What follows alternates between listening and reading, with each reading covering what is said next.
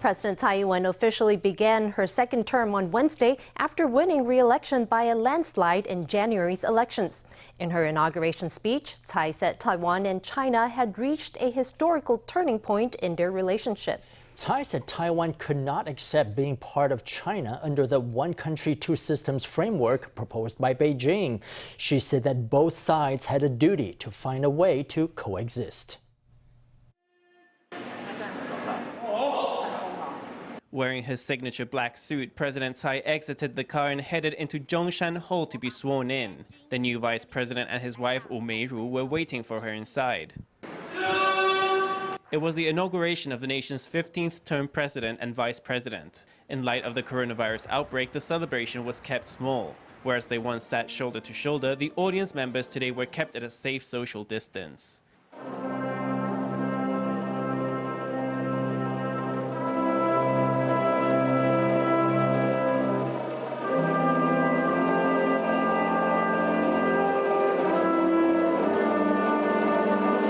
During the national anthem, President Tsai sang every word, including the reference to the KMT. Line by line, the president sung it through by the book. I do solemnly and sincerely swear before the people of the whole country that I will observe the Constitution, faithfully perform my duties, promote the welfare of the people, safeguard the security of the state, and will in no way betray the people's trust. At the ceremony, Legislative Speaker Yeo Hsi-kun presented Tsai with the seal of the Republic of China, the seal of honor, and other presidential seals. Lai received the official seal of the vice president in a simple and solemn ceremony.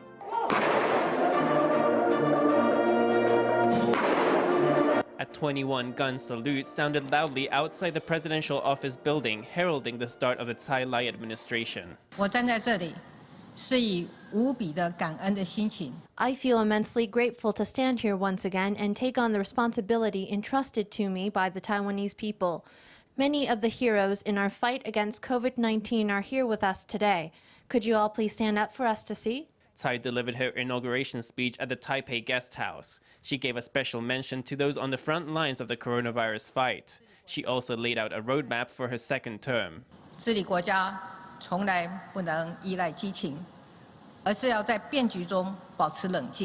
It takes more than fervor to govern a country. Leadership means calmly taking the right direction in a changing world.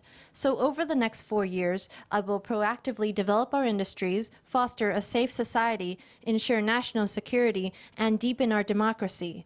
I am going to reinvent Taiwan and lead our country into the future. Tsai named 4 main areas of development for the next 4 years. She also said she would initiate constitutional reform.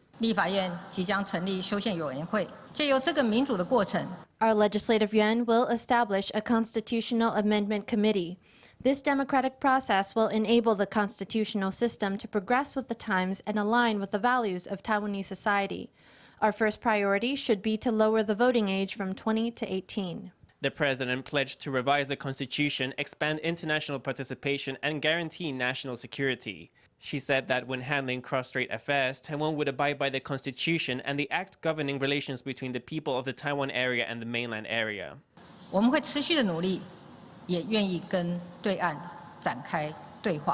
will continue these efforts, and we are willing to engage in dialogue with China. Here, I want to reiterate the words peace, parity, democracy, and dialogue. We will not accept the Beijing authorities' use of one country, two systems to downgrade Taiwan and undermine the cross-strait status quo. I also hope that the leader on the other side of the strait will take on the same responsibility and work with us to jointly stabilize the long-term development of cross-strait relations. Tsai reiterated her cross-strait policy of relations based on peace, parity, democracy, and dialogue. Taiwan will not accept China's one country, two systems, she said, pledging to protect the country's principles and its democracy.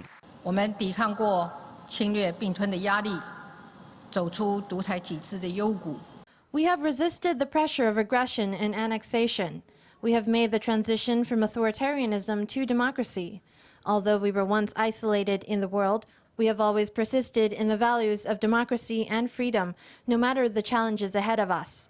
Being Taiwanese can be an honor that makes you hold your head high. With a thank you to the people, President Tsai ended her inauguration address and opened a new chapter for Taiwan.